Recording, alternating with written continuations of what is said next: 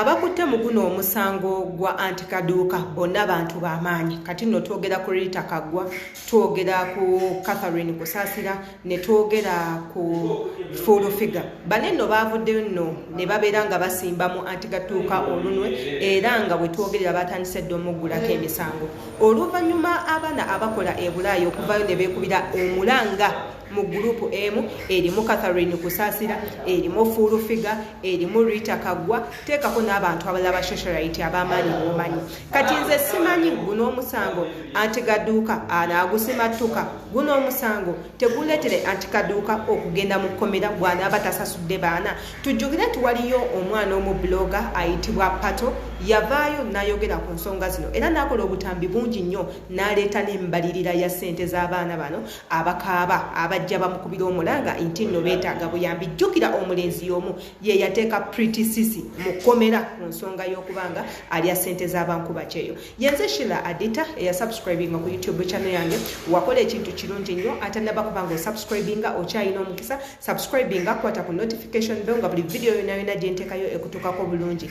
As a member of this channel olina commentinga so that abantu abalala babeera nga basoma mu comments zammwe ne bamanya what all the videos all about. Katugendeko mu butambi buneeno obugambibwa nti nno Antikaduuka yabba ssente n'ebintu ebirala. Tugenda wulira ku ddoboozi lya Catherine Kusaasira, tuwulire ku ddoboozi lya Rita Kaggwa, woba oliawo n'erya Full Figure tujja kuba tuliwulira ate era tumanye n'omusango oguvunaanwa Antikaduuka omutuufu. Era gwe ngaali waneno njagala ompe endowooza yo ku nsonga nga zino eno ate era tubeere nga tukomawo. My name is Catherine Kusaasira, presidential advisor. Bannange, mikwano gyange, baganda bange, nebaza bodyguard wange antadde mu group eno ampitiddemu ebintu bingi bannange. Nembulira ninga obandowooza oba kiki sikitegeera. Kubanga obulumi bw'abantu, ssente y'omukubi w'ekyeyo, ssente y'omwana ali mu kiyumba, ssente y'omwana ali mu kubonaabona, eruma ng'ogiwadde omuntu n'agibba nga takoledde ky'oyagala. Bannange, nze yali abaddeko e Bulaaya ne mpulyako ku kyeyo nga bwe kibonyabonya nendaba abantu nga bwe babonaabona kunoonya ssente yaabwe. Omuntu alya ssente y'omukubi w'ekyeyo, bannange kiba kibi nnyo. Tomanye oba osaana oba kukola ki. Kale ffe tuli basabizi ba misango naye Katonda yekka, wabula ate na waliwo n'amateeka. Amateeka weegali era gateekebwa mu nkola bw'oba ogoberedde. Nsaba buli muntu owakakasa nti Antikaduuka yakubba, ngenda kuvaayo mbalwanirire muteeke wano evidence zammwe. Nga nnyambibwako kolegi wange Jennifer Nakangubi, gwemanyi nga Full Figure, wamu ne Rita Kaggwa ne bodyguard wange. Buli muntu nkusaba oteeka wano evidence yo. Ngenda kuyimirira wamu nammwe, ngenda kubalwanirira paka lwe tukigusa nga mufunye obwenkanya.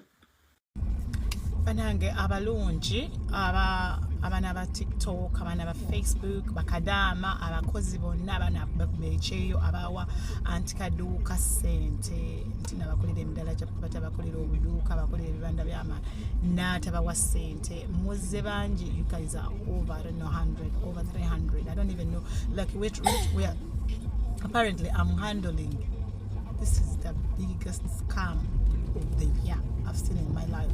Nze sikirabangako kino naye nga kyemmamala nti twakwataganye ne Full Figure, Catherine Kusaasira, presidential advisors bafe abalungi, tugenda kumakinga sure nti ezo ssente Antikaduuka zeyabajjako zibaddizibwa back. Ne bwekina ne baana baffe enzo zibaddiza financially, at least she will have to pay indirectly in another way. Do you understand? So mubeere bagumu. Don't, if you see, if you, of course I see all the reports, I see all the complaints and all these things. And oh, Rita, church, because every other time to making a more, to having new claims. Abana ba everyday baji sente y'omwana omukubi w'ekyere ruma eyo yogimanyi bulungi ngifiirako era Aunty Kaduka ngenda kufiirako paka basasula sente z'abaana zewafera mpitiri over 300 ogenda zijja wasooka n'oŋŋamba ogenda basasula tukole payment plan sente nti nali simanyi nti sente nnyingi bweziti sente buli lukya sente zizimba buli lunaku eggulo nafunye abantu 2 lunaku nfuna abantu 2 buli bwenkola posting abaana bayiika abaana basinga babadde tebamanyi banaye abakadaama era abakadaama bakyawa Aunty Kaduka sente bw'ajja ku live n'agamba mbuno abayita mumuwe sente ozimuwa ku lulwo mulekerawo muddamu muwa sente mwabakolere business kubanga mufere complaints nyingi nnyo bannange babadde bafollowinga posts zange complaints nyingi naye ekintu tukiriko oba kyetagisa kuteeka mu babuyinza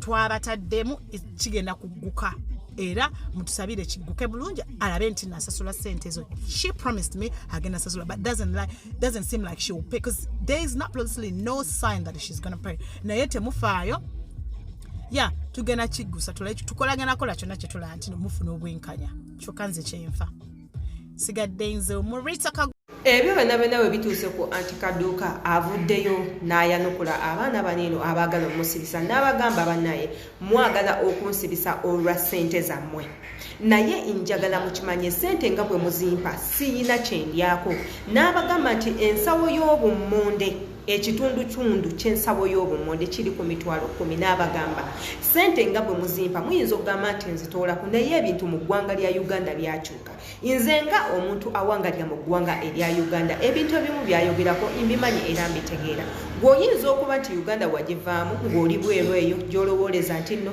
ekibiriti kya nusu 5 osobola okufuna ejjirita eya 5 osobola okunywa amazzi ag'ekikumi maidiya ebintu byakyuka egyo emiwendo mu ggwanga erya Uganda tegikyalimu onoonya n'ekintu ky'ennusu 2 ne kikubula so nga tonnaba kugamba gundi yanziba sooka okoleko save naawe tugendagendako mu butambi bwa Helen bwe yavuddeyo n'abeera nga awa okwewolereza kwe eri abo abali mu munoonya abagala omuteeka mu nkomyo. Njagala tuwulirize buno obutambi ate era tukomewo nabwo tubuweeko endowooza.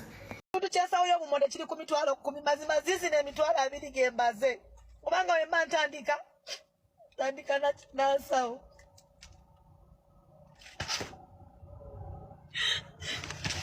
mufune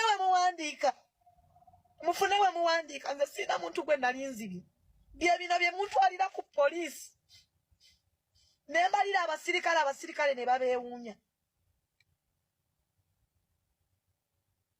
munkolako ebintu bingi munwanyisizza mwandiisa sente za Museveni simumanyi simulabanga ne munkoye Saidi ne mbalema era nakati muli bantu mwebamu muntuulako tandika nasawo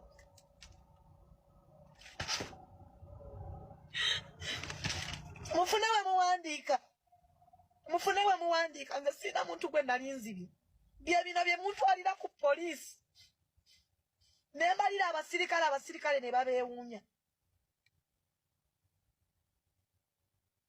munkolako ebintu bingi munwanyisizza mwandiisa sente. Ng'omaze okuwuliriza obutambi obwo bwonna mazima ddala obuli mu vidiyo eno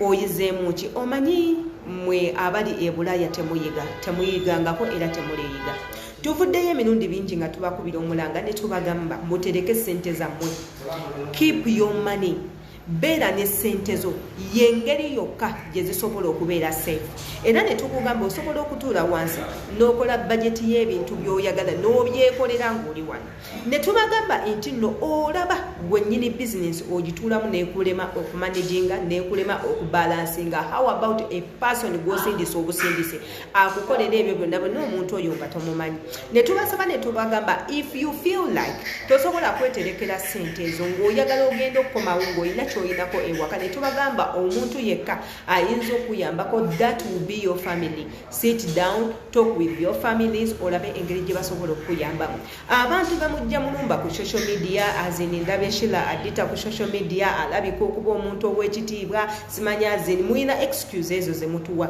ondabye ku social media you don't know me in real life tomanyi kyensobola kukola tomanyi oba ndi muyaye tomanyi personality yange olw'okuba ondabye onfollowing olaba nina bu likes nina bu shares people do comment abantu bava ne bagamba Sheila I love you era I trust you gwe nawe n'ogendera ku ebyo naye nga you don't know the real Sheila n'otandika okunesiga ompeereza ssente you don't know omuntu golaba ku social media is totally different from a person gwoyinza okulaba in real life era netubagamba what we post on social media that's not real us abantu batono nnyo abapostinga their real life ku social media netubagamba bannange social media eno mugiraba mwegendereze nnyo social media otherwise mugenda kukaaba nnyo you're going to lose money for no reason.